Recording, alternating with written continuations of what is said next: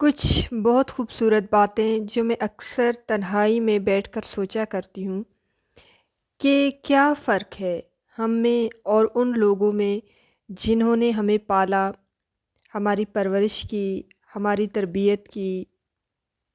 تو مجھے محسوس ہوا، یا جو میں نے پایا اس سوچ کے بعد جو مجھے سمجھ آئی، صرف ایک فرق ہے کہ ان کے پاس بے تحاشا محبت تھی اور ہمارے پاس بے تحاشا پیسہ۔ کہنے کو تو ہم ان سے زیادہ ترقی یافتہ اور پڑھے لکھے ہیں، ہمارے پاس بڑی بڑی ڈگریاں ہیں، ہم نے M Phil P H D کر رکھی ہے، ہم بڑے بڑے اداروں میں گئے ہیں، اور ٹیکنالوجی کے معاملے میں تو ہم سیکنڈز کے حساب سے ترقی کر رہے ہیں۔ پھر تو ہمیں ان سے بہتر ہونا چاہیے نا، کیونکہ ہم ہر معاملے میں ان سے 2 قدم آگے ہیں۔ لیکن ایک چیز جو ہم میں نہیں ہے وہ یہ ہے کہ ہم زندگی گزار رہے ہیں، اور ہمارے آباء و اجداد نے زندگی کو بھرپور طریقے سے جیا ہے، ایک ایک لمحے کو جیا ہے، ایک ایک لمحے سے لطف اندوز ہوئے ہیں۔ اس وقت تھوڑا بھی زیادہ لگتا تھا اور آج زیادہ بھی کم لگتا ہے۔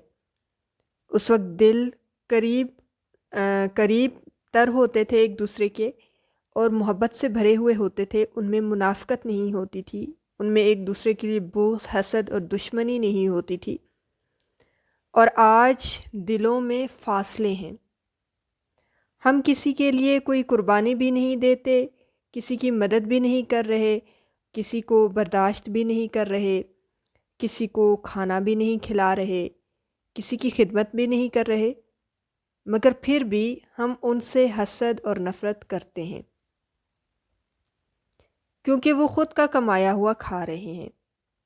ہمیں خوشی نہیں ہوتی کہ کوئی ہمارا محتاج نہیں ہے، ہمیں برا لگتا ہے کہ کوئی کیوں انڈیپینڈنٹ ہے، کوئی کیوں اپنے پاؤں پہ کھڑا ہوا ہے۔ وہ کہتے ہیں نا کہ ہر انسان کا دکھ یہ ہے کہ دوسرا سکھی کیوں ہے۔ حالانکہ اس بات پر اللہ کا شکر گزار ہونا چاہیے، کیونکہ یہ بہت بڑی آزمائش ہے کہ اگر کوئی آپ کا محتاج ہو۔ میں ہمیشہ اللہ سے دعا کرتی ہوں کہ اے میرے رب، نہ مجھے کسی کا محتاج کرنا اور نہ کسی کو میرا محتاج کرنا۔ پہلے گھر ایسے نہیں ٹوٹا کرتے تھے جیسے اب ٹوٹتے ہیں، طلاق کا ریشو اتنا زیادہ ہو گیا ہے، پہلے یہ اتنا زیادہ نہیں تھا، مگر اب ہر دوسرا گھر اسی مسئلے کا شکار ہے۔ ہر دوسرے گھر میں پریشانی ہے، ہر دوسرے گھر میں کوئی نہ کوئی مسئلہ ہے، ہر دوسرے گھر میں لڑائی جھگڑا ہے۔ کیوں؟ کیونکہ ہم زیادہ پڑھ لکھ گئے ہیں، ہم ایک دوسرے سے زیادہ سمجھدار ہو گئے ہیں نا، اس لیے گھر بنتے نہیں ہیں، ٹوٹتے ہیں۔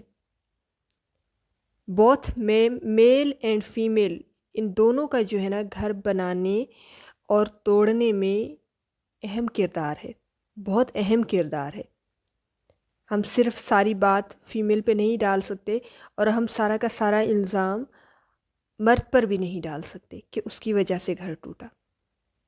جس طرح دونوں کا کردار ہے نا گھر کو بنانے میں، ایک سکسیسفل فیملی بنانے میں، اسی طرح دونوں کا کردار ہے گھر کو توڑنے میں بھی۔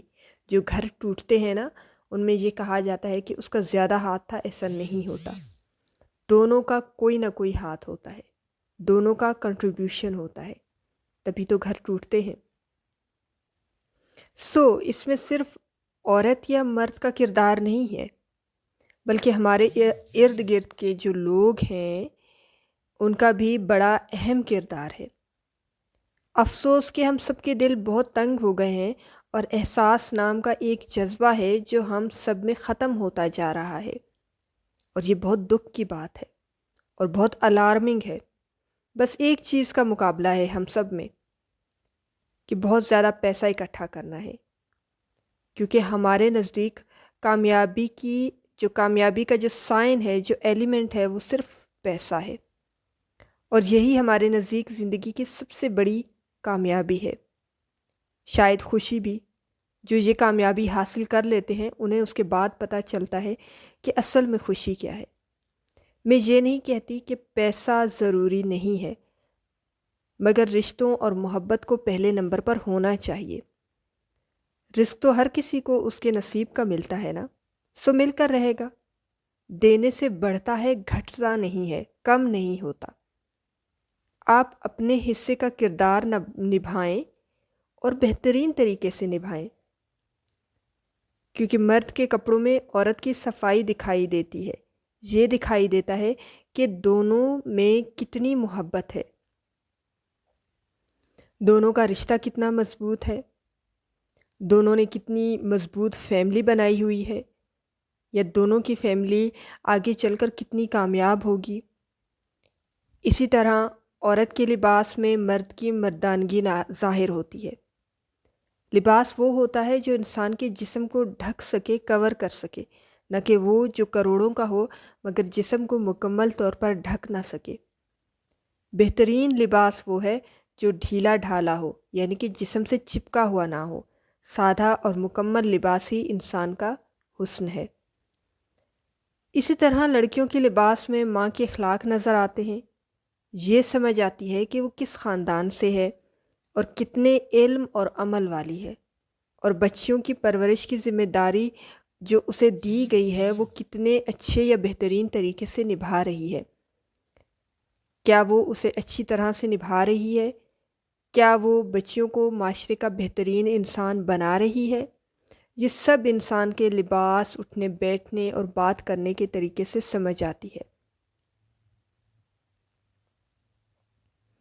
اگین ہم محبت، رواداری، وفاداری، احترام اور تمام اعلیٰ اقدار پر پلی ہوئی نسل ہیں۔ ہم ان مردوں اور عورتوں کے درمیان رہتے تھے جو صرف پڑھنا لکھنا نہیں جانتے تھے، ٹھیک ہے، جو صرف پڑھنا لکھنا نہیں جانتے تھے، لیکن انہوں نے تعلقات اور احترام میں مہارت حاصل کی تھی۔ انہوں نے ادب نہیں پڑھا تھا، لیکن ہمیں ادب سکھایا۔ انہوں نے فطرت کے قانون اور حیاتیات کا مطالعہ نہیں کیا، لیکن انہوں نے ہمیں شائستگی اور محبت کا فن سکھایا۔ انہوں نے رشتوں کا ایک بھی جو کتاب ہے وہ بھی نہیں پڑھی، لیکن اچھا سلوک اور احترام سکھایا۔ انہوں نے مذہب کا گہرائی سے مطالعہ نہیں کیا، لیکن ہمیں ایمان کا مفہوم سکھایا۔ انہوں نے منصوبہ بندی کا مطالعہ نہیں کیا، ٹھیک ہے، لیکن انہوں نے ہمیں دور اندیشی سکھائی، ہمیں سوچنا سکھایا کہ کس طریقے سے بہترین انداز میں سوچا جائے۔ ہم میں سے اکثر کو گھر میں اونچی آواز میں بولنے کی ہمت نہیں ہوئی۔ ہم وہ نسل ہیں جو گھر کے صحن میں بجلی بند ہونے پر سوچتے تھے کہ ہم آپس میں ایک دوسرے سے بات کرتے ہیں، مگر ایک دوسرے کے بارے میں باتیں نہیں کرتے تھے۔ میری دلی محبت، تعریف اور سلام ان لوگوں کے لیے جنہوں نے ہمیں یہ سکھایا کہ والدین کی عزت ہوتی ہے، استاد کی عزت ہوتی ہے، محلے دار کی عزت ہوتی ہے، رفاقت کی عزت ہوتی ہے، اور سب سے بڑھ کر دوستی کی عزت ہوتی ہے۔ دنیا میں اگر کوئی چیز سب سے زیادہ قیمتی اور مہنگی ہے نا، تو وہ ہے محبت اور عزت۔ اگر کبھی زندگی میں ایسا کوئی قیمتی انسان آئے یا شامل ہو تو اس کی قدر ضرور کیجیے گا، کیونکہ اصل زندگی وہی ہے۔ زندگی کے سارے رنگ آپ کو اس انسان میں نظر آئیں گے جو بہت خالص اور گہرے ہوں گے۔